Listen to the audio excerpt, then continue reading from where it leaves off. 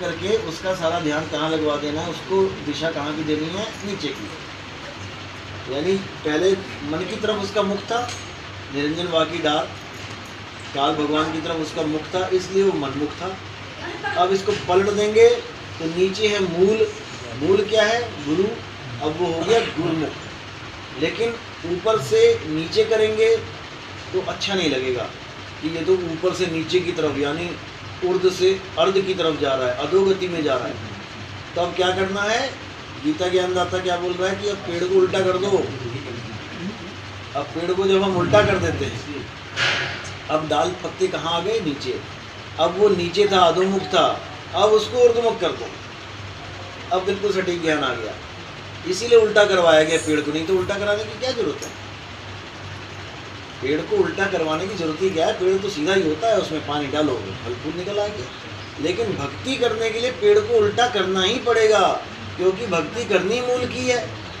अब मूल सीधे पेड़ में गुप्त होता है, सीधा पेड़ कोई भी देख लो, उसकी जड़ गुप्त है, तुम्हें पता ही लगेगा कैसी होगी इसकी जड़। 100 तरह के फूल पहचान लोगे, 100 तरह के पत्ते पहचान लोगे, 100 तरह की पेड़ की छाल पहचान लोगे, लेकिन 10 तरह की जड़ें नहीं पहचान पाओगे, कौन सी पेड़ की कौन सी जड़ है, क्योंकि गुप्त है वो। अब इसी को पलट देना है, यानी जो जड़ छुपी हुई है उसको निकाल के ऊपर कर देना है। अब बिल्कुल प्रकट हो गई वो, अब तुम पहचान जाओगे उसको क्या है। तो जब नाम दीक्षा दी जाती है तो इस पेड़ को उल्टा कर दिया जाता है। जब उल्टा कर देते हैं तो मूल ज्ञान, मूल का मतलब होता है जड़। जड़ क्या है, परमात्मा ही जड़ है, सार शब्द जड़ है। सार शब्द का ज्ञान सामने आ जाता है। अब तुम्हारी जो सूरत नीचे जा रही थी, यानी मन की तरफ तुम्हारा मुख था, अब तुम मन मुख से गुरुमुख हो जाओगे, पलट जाओगे। उलट समानी आप में, पहले नीचे को थी अब ऊपर को हो जाएगी। उलट समानी आप में प्रगटी ज्योत अनंत। दुनिया एक ज्योत के पीछे पागल है, वहाँ साहिब कहते हैं अनंत ज्योत, यानी अनंत ज्ञान हो जाएगा तुम्हें, अपना ज्ञान होगा, किसी और का ज्ञान नहीं चाहिए। उलट समानी आप में प्रगटी ज्योत अनंत, साहिब सेवक एक संग खेले सदा पसंद। साहिब कहाँ है, मूल में है, जड़ में है, छुपे हुए हैं, गुप्त हैं। अब उसको गुरु प्रकट करके तुम्हारी सूरत को उस मूल में लगा देता है, और तुम्हें नीचे पत्ते डार तने की पूजा नहीं करनी पड़ती। ना काल भगवान के नाम जपने हैं, ना ब्रह्मा विष्णु महेश जी के नाम जपने हैं, किसी के भी नहीं जपने। एक है साधे सब सधे, सब साधे सब जाए, माली सींचे मूल को फूल पाता नहीं। माली ने केवल मूल को सींचना। मूल क्या है, तुम्हारा निज नाम मूल है। सूरत का निज नाम क्या है, शब्द है। सूरत किसको भूल गई है, शब्द को भूल गई है। गुरु क्या याद कराएगा सूरत को, शब्द याद कराएगा। सूरत फंसी संसार में, कासे पर गए दूर, सूरत बांध स्थिर करो, आठों पहर जूर। कहाँ स्थिर करोगे, मूर्तियों में स्थिर करना है क्या, ये मंत्रों में स्थिर करोगे, शब्द में स्थिर करना है। इसी को सूरत शब्द योग कहा जाता है। अब शब्द बहुत से हैं, दुनिया भर के शब्द हैं, गुरु शब्द ही लेके बैठे हैं। तो कहते हैं शब्द शब्द बहु अंतरे, सार शब्द मत लीजिए, कहें कबीर जहाँ सार शब्द नहीं दृढ़ जीवन से जीजिए। अब गुरु तो बहुत है और नाम भी बहुत लेके बैठे हैं। अब कैसे पता लगे कि सार शब्द कौन दे रहा है। तो सार शब्द की पहचान क्या है, होठ कंठ लागे नहीं, जीव्या नहीं उच्चार, और गुप्त वस्तु को जो लखे सो है हंसमार। वो कहते हैं गुप्त वस्तु है सार शब्द, और वो वस्तु कहाँ पड़ी है, अरे अधर द्वीप तहाँ गगन गुफा में है निज वस्तु सारा, और ज्योति स्वरूपी अलख निरंजन धरता ध्यान हमारा। वो अधर द्वीप में पड़ी है, गगन गुफा में पड़ी है। उस गगन गुफा का जब भेद आपको पता लग जाएगा, तब आप उस वस्तु तक पहुंचने लायक हो जाओगे। नहीं तो वो वस्तु छुपी रह जाएगी सदा के लिए, क्योंकि वो मूल में है, वो जड़ में है। जड़ ही वो वस्तु है, मूल ज्ञान ही सार शब्द है। इसीलिए धर्मदास जी को बोला कि धर्मदास मेरी लाख दुहाई, और ये मूल ज्ञान बाहर ना जाई। मूल ज्ञान बाहर जो पढ़ी, पिछली पीढ़ी हंस न तरही। पवित्र ज्ञान तुम जग में भाखो, और मूल ज्ञान गुप्त कर राखो। साफ मना कर दिया, मूल ज्ञान तब लग छुपाई, जब लग द्वादश पंथ न मिट जाई। द्वादश पंथ न मिट जाई कौन सा है, जो अभी जेल में बैठे हुए हैं, वो द्वादश पंथ खत्म। यानी कि शतरंज का राजा तो हार गया, राजा तो खत्म, अब वो प्यादे लड़ रहे हैं अब आपस में। उनको ये नहीं पता कि प्यादों से खेल नहीं खेला जाता है। राजा की शय हो गई, मात हो गई, खत्म हो गया, खेल ही खत्म हो गया। लेकिन यहाँ पे राजा तो अंदर है और प्यादे यहाँ पे नाम दीक्षा दिलवा रहे हैं लोगों को। ऐसा नहीं होता। तो अब मूल और निज में क्या अंतर है? मूल ही निज है।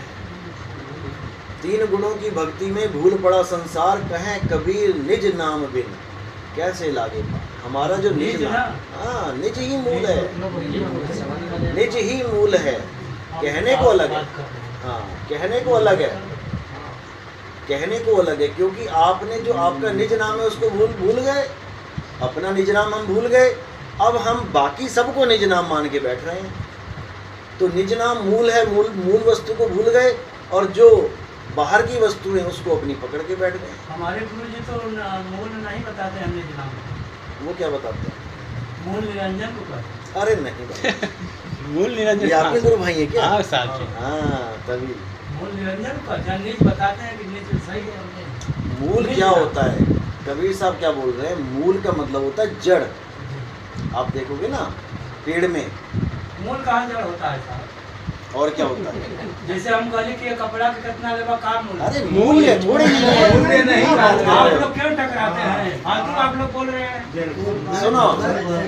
सुनो, मूल और मूल्य में कोई फर्क नहीं है क्या? मूल नहीं तो बात फिर समझ लो इस कपड़े का क्या मूल्य है। हाँ। इसका मतलब होता है कॉस्ट, अंग्रेजी में कॉस्ट। और जो मैं मूल बता रहा हूँ उसका मतलब होता है रूट, वो होता है जड़। पेड़ की जड़ उसको कहते हैं मूल। मूल्य अलग है। मूल्य होता है पैसा, कितना पैसा, कितना मूल्य है।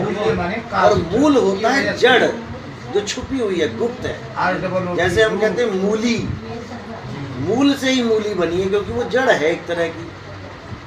मूली की और जड़ें नहीं मिलेंगी, मूली ही जड़ है। ऊपर पौधा है, नीचे मूली है। जैसे कंद मूल हम खाते ना, कंद, राम जी ने क्या खाए? कंद मूल। क्यों बोलते हैं मूल? क्योंकि वो जमीन के नीचे पैदा होता है।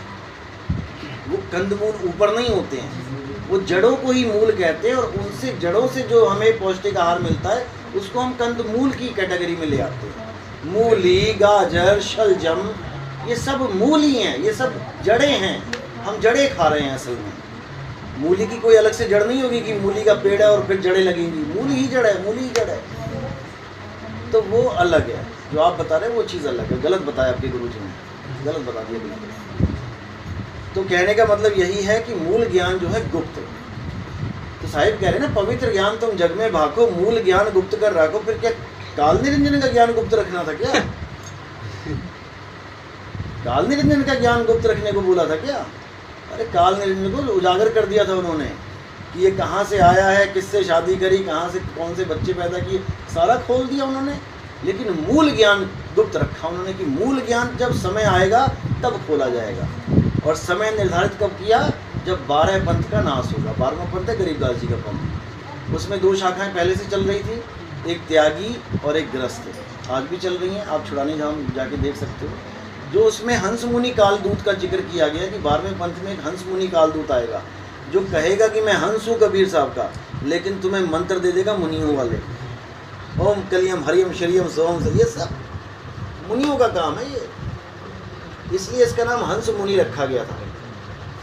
उसमें बताया जब इसका ये खत्म होगा, इसका जब पंथ, तब असली मूल ज्ञान इस दुनिया में प्रकट होगा। और वो ऐसा प्रकट होगा, फिर कहते हैं 13वें पंथ हम ही चले आए और सब पंथ मेट के एक पंथ चलाएं। इस सत्संग को सुनने के बाद ऐसा कोई पंथ नहीं है भारत का, यहाँ तक कि विदेशों का भी, जिसके बंदे यहाँ नहीं जुड़ रहे हैं। ऐसा कोई पंथ ही नहीं है। क्या राम जी को मानने वाले, क्या वाहेगुरु जी को मानने वाले सरदार, क्या अल्लाह को मानने वाले मुसलमान नाम लेने के लिए बैठे हुए इंतज़ार कर रहे हैं, क्या अलग अलग कबीरपंथी, क्या राधा स्वामी, क्या सतपाल जी महाराज के, क्या दादू जी वाले, क्या भीखा जी वाले, क्या दरिया जी वाले, क्या ज्ञानेश्वर जी वाले, क्या साईं बाबा वाले। मैं कहता हूँ कोई बचा ही नहीं है जो नहीं आ रहा है। और एक बंदा आगे 10 को जगा रहा है। आने वाले समय में एक झंडा होगा, एक झंडा।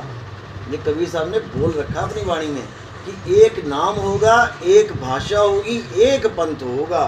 ये सारे पंथ एक कर दूंगा मैं आके, लेकिन ज्ञान रूप में।